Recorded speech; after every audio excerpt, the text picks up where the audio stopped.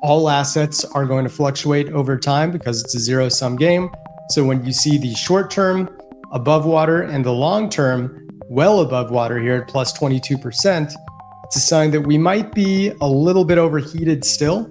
Doesn't mean markets can't bounce from here and go back up to 120 or even 125K for a new all-time high.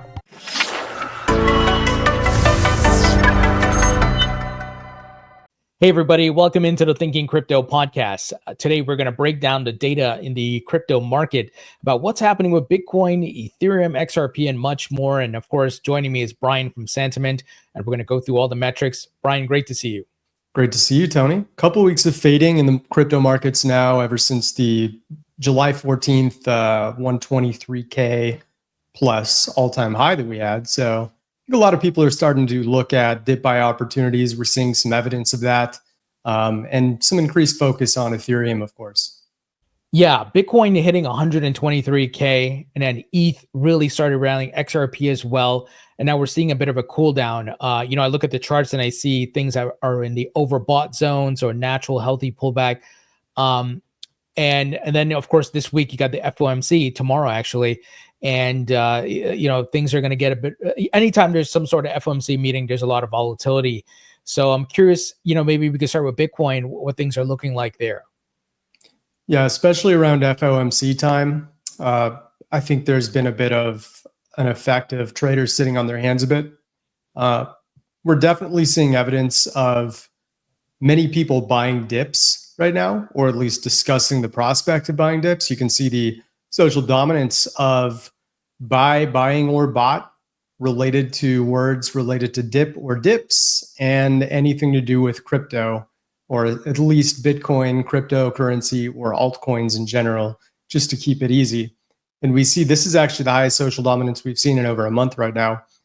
We had to go back to early May, the last time we saw something of this magnitude in terms of dip buy discussions. So people are considering this a dip buy opportunity. If you look at the grand scheme of things in terms of prices, it's not all that much of a dip. But when you have so many people pouring into crypto 2 weeks ago, when they hear on whatever their news source is that Bitcoin just crossed above 123K, of course you're going to get a whole bunch of new people coming in, and from their perspective, this is a big dip. We're back down in that 115 to 117K range. So naturally, people want to find ways to add on and try to get their portfolios back in positive range. And I think this is a pretty good sign that people see it as a potential bounce back opportunity.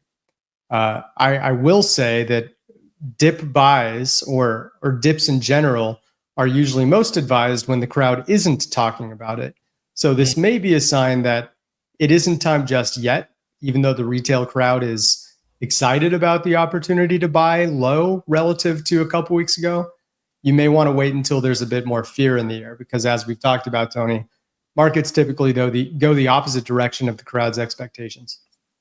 Yeah, absolutely. And on the regular charts, I'm seeing, once again, these assets in the overbought zone. And anytime we're there, we go the opposite direction. So I think it would be great to look at the MVRV and what story that's telling. Yeah, let's check out MVRV here really quick and see what's going on.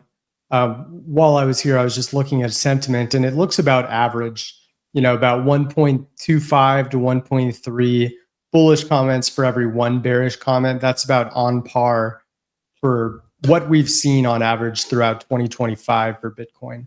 So people are kind of sitting on their hands. I think the FOMC decision tomorrow has a lot to do with it, where it seems as though the consensus is that nothing will change regarding interest rates. But, surprises have happened before. So people are probably being slightly cautious, if not a bit optimistic, with what we saw with the dip buy opportunity conversations going on.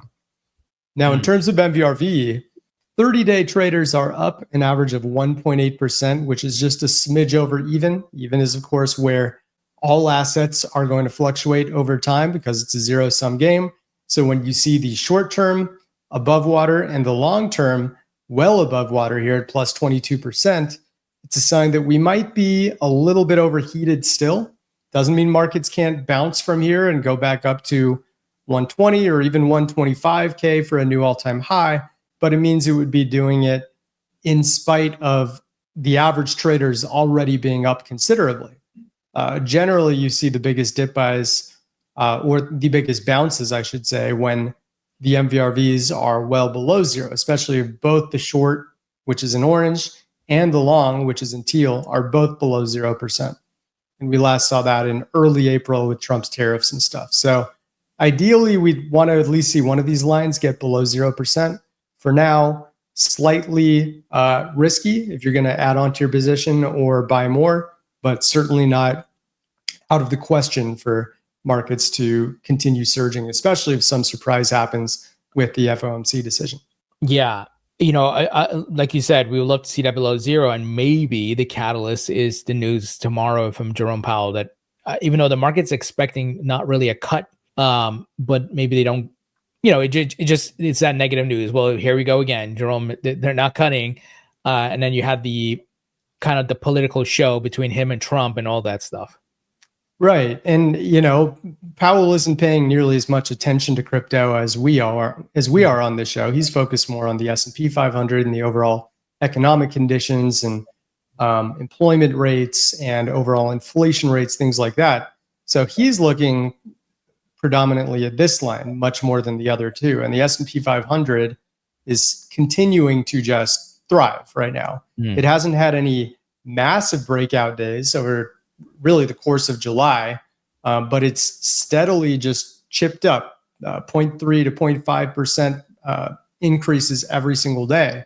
And over time, that's just creating more and more all-time highs here. We're closing in on a $6,400 S&P 500 now for the first time ever. So this is a pretty big deal. And it's really showing that the overall S&P 500 and stock markets, not just in the US, but throughout the world, are continuing to grow right now. For the most part. So if anything, this isn't typically what they look for when they want to cut interest rates. They usually do it, after what we saw in 2022, which was a bloodbath because I think, overcompensated for COVID in the couple of years prior. So eventually they had to allow for interest rates to be cut again. And that's what happened. So they saw this and they finally started to cut rates pretty significantly in the second half of 2022. But we're doing, mostly this kind of increase throughout the stock market right now. And that's usually not when they're going to cut. Yeah, that definitely makes sense. I guess we'll see how it plays out. And, I think tomorrow is going to be a very volatile day. Folks who are going to be watching this, going to see it on the day of course, on Wednesday. What are the whales doing? I'm curious about, are they continuing to accumulate? Yeah, so we like to take a look at the wallets holding between 10 to 10,000 Bitcoin. It's a very large sample. This group makes up about 2/3 of the supply held throughout Bitcoin. Since late April, they had been accumulating pretty rapidly. Up until July 15th, they added up about 147,000 more Bitcoin accumulated. Since that time, over the past 2 weeks or so, they have dropped about 16.5K Bitcoin. So they've given a bit back. They're certainly not aggressively dumping by any means, but they are moving downwards with their collective holdings, which is not the most encouraging sign to justify continued rises in Bitcoin's price. And that makes sense because Bitcoin just hit a new all-time high over the past couple of weeks at 123K. So it makes sense that some of them would take profits, especially if they bought in that tariff crash. You bought like 70K. Right. This is not a bad exit. And then I don't know if you saw the news, but a Satoshi-Era wallet investor or holder of Bitcoin, they had 80,000 Bitcoin they sold via Galaxy Digital in small increments, but they exited the market. And that's a lot of Bitcoin. So it's a price point where, you can't blame people for taking profits. Exactly. Since early April, which was now almost 4 months ago, when Trump came out with the big poster board showing the tariff rates he would be imposing on each country, we went on just this massive run, and it almost felt like it would never end because it was happening in spite of, the Iran and Israel and US conflict. and all of these other factors that you would think were going to negatively impact markets, and they didn't. So I think people got this feeling of almost an immunity, like no matter what's in the news, we're just going to see prices continue to rise. And of course, eventually that turns out not to be true, and people get caught holding the bag. We haven't seen any sort of crazy dump by any means, unless you're in some volatile meme coins that have fallen off the face of the earth. But for the most part, crypto has done just fine since, but we are starting to see signs of a little fading. Doesn't mean it can't turn around, but just based on the information we know, it's a little concerning. And regarding that big transfer, I don't know if it's the same as this one on July 16th, but our top token transaction table does show just this massive, massive transfer on this particular day that may align with that one. It was almost 2 weeks ago now. So compared to any other transfer, the next biggest was just 16.5K, which is still more money than any of us could ever imagine. And you see a ton here around the 10,000 Bitcoin mark. But yeah, 77K is one of the biggest we've seen in a long time. Yeah, that's huge. So, this is certainly a signal I've been telling people that we have to watch in addition to others, because if the whales are starting to exit the market and this number starts to go into a downtrend, it may be signs that, look, the top is coming soon. Exactly. Yeah, we want to be a little more cautious when we see these mega whale transfers and just the collective holdings moving down the way that they have. Man, I don't know. I can't talk today, Brian. It's all good. What about ETF inflows? What are those looking like? So in terms of ETF inflows, it's still looking pretty good. So we had a few minor down days here at the end of last week, but it's starting to turn around, and we've seen 3 straight inflow days once again. Overall, I mean, going back to early June, especially right around the second week, that's when we just started this huge surge of money inflowing into all of these Bitcoin ETFs. Several billions of dollars collectively were moved in when accounting for all of the net inflows and outflows on these ETFs. So it's been a good sign overall. I'm not really too worried about these 3 small outflows. You can see times when there were much more concerning ones, like here in late May, that did affect Bitcoin's price. Oftentimes, I mean, the reason we look at these ETF inflows and outflows is because they'll often mimic what on-chain whales are doing. Sure. Institutionals have their hands in both at the same time. So this is more of just like a transparent reflection of how these huge institutionals are treating Bitcoin. And for the most part, the trend, at least for the past 3 months, going back to the tariff easing or tariff pausing, whatever you'd like to call it, it's been overwhelmingly full of inflows. And I haven't seen that pattern really show signs of stopping yet. Yeah, I've been watching some other charts too, showing BlackRock specifically, like they've been buying at such a record pace. It's pretty incredible. Yeah, here's BlackRock, by the way. So we have that data. It's exactly what people are talking about. Almost all inflows outside of a few big drops in late May, early June. But yeah, I mean, roughly just eyeballing this, it looks like something around 45 to 50 inflow days and just 3 outflow days. It's a pretty good ratio if you're a believer in following the smart money. Yeah. Let's look at Ethereum. Obviously been showing tons of strength lately, rallying and kind of leading the altcoin market. I'm hoping that it can break 4,000 fairly soon, maybe sometime in August. But what are you seeing there from a sentiment as well as holders and MVRV and so forth?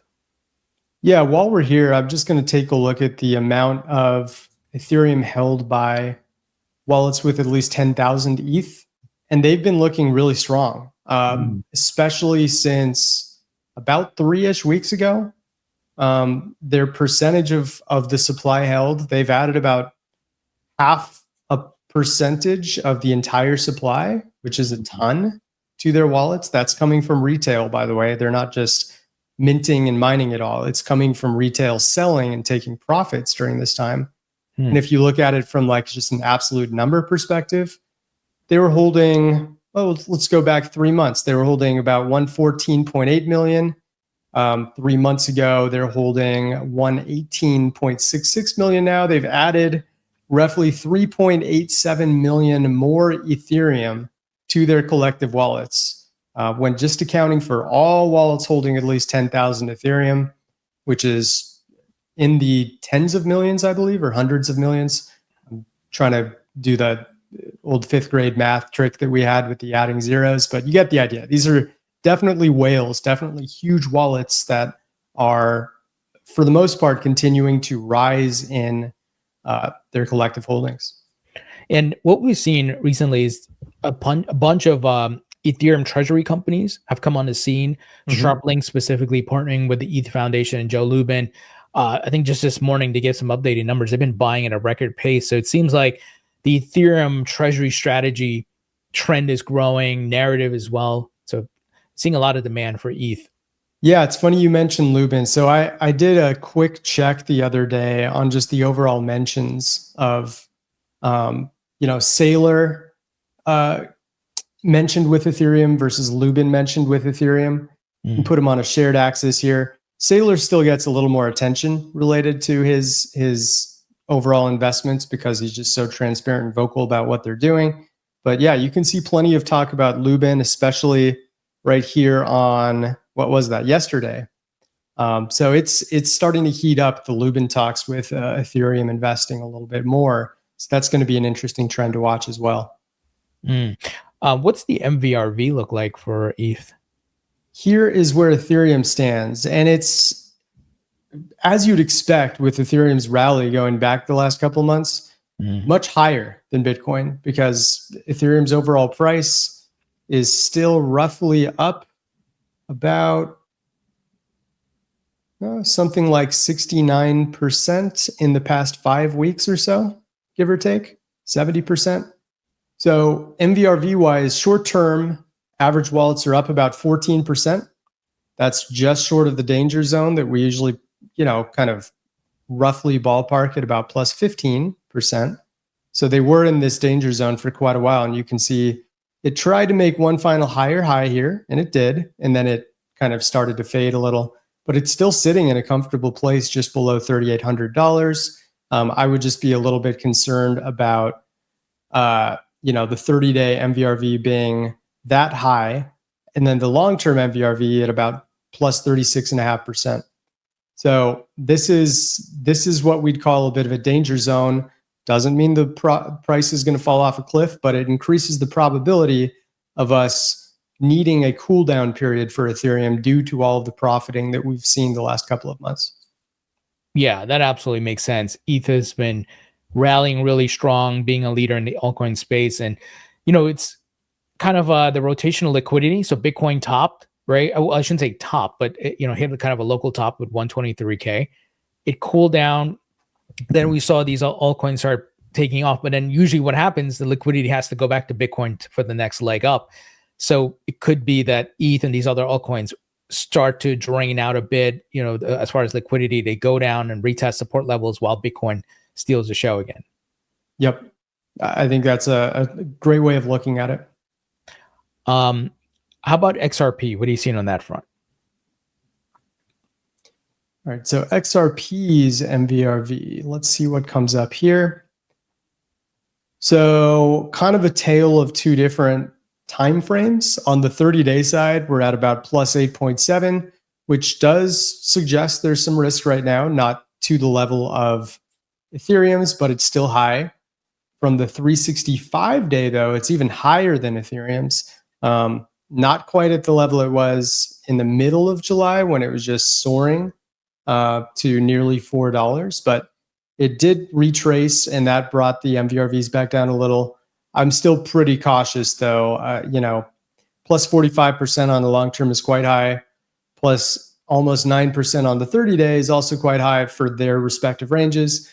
Doesn't mean XRP can't continue to thrive. We're believers of XRP at Sentiment, but we want to at least wait for nice setups in theory before jumping in. And, even going back to early July when things were down here more, or especially in negative range, like we saw in late June, when people were starting to write off XRP and we actually went below $2, those are the ideal times to buy. Not just because it went under $2 and that's a low number, but because the average wallets are in deficit during this time, whereas they're in profit. And the peers and the people you're trading against, you're not all on the same team, they're the ones who have already profited significantly when it's supposed to be and will be forever a zero-sum game. Interesting. And then as far as sentiment, what are you seeing on that front? For XRP, looking at the positive versus negative commentary ratio.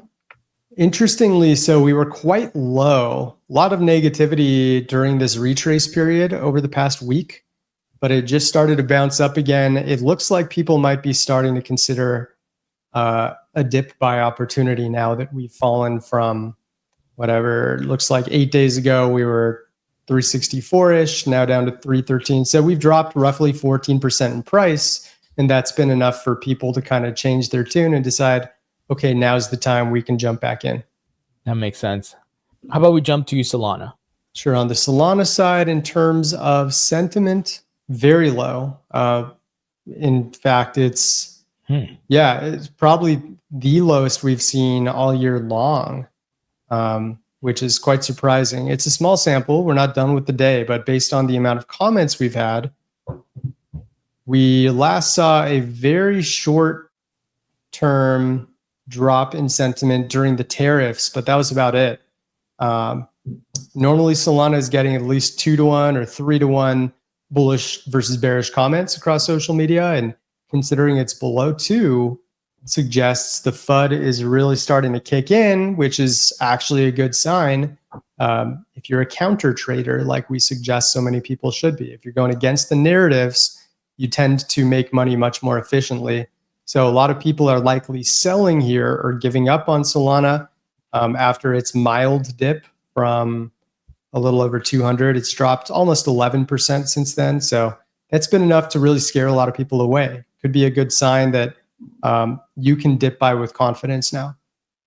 Yeah, that definitely makes sense. And also, with the recent weeks with ETH running, XRP, BNB and stuff like that, it's not related to meme coins, and meme coins have been a lot of kind of the activity and the sentiment behind Solana. So like when meme coins are going crazy, it feels like Solana's pulled with it, and there hasn't been much of that. Yeah, that's an interesting point, because BNB, which we haven't talked about, made its new all-time high, getting above $850. And because it's a native token related to the largest exchange in the world, Binance, it doesn't get the same traction as Solana, Ethereum, even Chainlink, Cardano, a lot of these other top cap assets. But it is, the 5th largest market cap in crypto right now. And it's been on such a huge run. I'm surprised there hasn't been a little more FOMO to it, but I do see it in conversations with Solana quite a bit. Yeah, for sure. What about SWI? Because that one has been performing well. Seems to be big narratives around it as well. Yeah, SWI's been on more of a quiet run. I'm sure some of you track SWI closely, but it's kind of been overshadowed by a lot of what Ethereum and XRP have done as of late. But you can see that it topped out at around 440, maybe just under that, and has retraced, about 12%, pretty similar to XRP and Solana. Its sentiment hasn't really done anything special, though. It was pretty high here. I mean, some of these spikes, they look just like the other spikes we've looked at, but if we look at the top left of my screen where it says positive versus negative sentiment, that's a 7.21. That means when people do talk about SWI, it's a little over 7 bullish comments per every 1 bearish comment. That's massive. So SWI's one, perhaps due to being lesser known, like people only talk about it when it's on a run of some sort, and they tend to ignore it when it's not. You can see right here, it was just almost not talked about from the 17th to 24th that week. So that's what happens when it actually goes down. And then all of a sudden SWI goes up and everyone says, hey, look, told you SWI's an amazing investment. And you get all these very polarizing, I guess more so just euphoric comments when things are going good and absent comments when things aren't. Yeah, I can certainly attest to that, anecdotally on social media. I only hear about it when the price is rolling, and then you get the sweet investors come out and they start posting. So yeah. Yeah. What about stable coins? Obviously we've tracked in the past Tether dominance and things like that. A lot of liquidity comes in, and I think over the past week or so, Tether minted like over 3 billion USDT on whale tracker on X. Yeah, and I think a lot of those are going into whale wallets, as I would assume is usually the case. The overall supply on exchanges has continued its long-term drop, which isn't the end of the world. I don't think that you need to have just a massive amount of Tether on exchanges to justify, that buys are going to happen. There's still 43% of all Tether on exchanges. And keep in mind, when new Tether's minted, and it's minted in these cold wallets, that's just going to, by default, push the percent of supply down over time. And you can see here the total supply held by whales with at least $5 million. This is kind of a specific metric that our team put together. It's been flying off the charts over the past 5 weeks. So here we were at just below 50%, and now a little over 56.5% of the total supply held by whales with more than $5 million is held there. So I think that's a sign that the rich are kind of getting richer, and obviously more coins are being minted. I think we can look at just overall supply too. Yeah, total supply here, which could be interesting. Yeah, just as you suggested, Tony, I mean, you can see here definitely a lot of minting going on. It went up to about 83.24 billion after 2 weeks ago being at 78.2. So the total supply has gone up almost 6.5% in 10 days. Yep. Crazy. It feels like there's a loading up here from whales to then push it into the market. And then from the larger time frame, I'm assuming that, look, the supply is supposed to go down on exchanges if it's being moved into the assets and the asset prices are appreciating, right? The inverse. Yeah, that's exactly right. It makes sense mathematically that's how it usually goes. Yeah, USDC looked similar too. I was just doing a quick check on that. So yeah, I mean, there's no shortage of stable coins out there right now. I know some people have a little distrust in, more stable coins just being printed at the company's whims, but for now, they seem to be useful tools for the vast community to be able to make exchanges and swap coins effectively. It's been that way since Tether came out in 2017. Yeah, and then I know there's been FUD going around for years. Like I see if anytime Tether mints, they're like, oh, they just printed out of thin air, right? That's the kind of meme FUD going on. But we have institutions now that have validated that Tether, maybe in the back in the day, was not fully reserved, but now, Cantor Fitzgerald, Howard Lutnick, which is part of the Trump administration, came out and said just last year they have the money. We've done the review. And then Tether CEO, he's been on TV saying they're currently partnering with a top 4 accounting firm to go do that too, so they can give an official report. And I feel like with stablecoin legislation in place, nobody can play games anymore because they're going to get busted big time. That's a good point. Yeah. Yeah. So, man, I hope in another 2 weeks we're talking, the market has bottomed out. Bitcoin's headed to 130K plus, and things are looking on the upside. Yeah, it's going to be an interesting 24 hours going into tomorrow's decision by the FOMC. But, overall, we've got an administration that's behind crypto here in the US. We have plenty of institutions that are still holding tight. They may not be as high as they were 2 weeks ago, but they're not exactly dumping right now. It's mostly just a little bit of a calm before the next storm. So we'll see how that goes. Yeah. And I don't know if you guys agree with this or, you're looking at it, but it feels like the blow off top may happen sometime later this year, maybe late Q3, early Q4. Obviously we'll have to look at the data, like the whale accumulation, and if those signals are flashing. Yeah, and the blow off top is not inevitable. Some people think, oh, it's going to happen sometime this year. We better prepare. But we just have to remember the more the crowd expects the blow off top, the less likely it is to occur. Sure. Brian, great stuff. And I'll see you in a couple of weeks. And like I said, fingers crossed that we're headed to new highs. Absolutely, my friend. Looking forward to the next talk.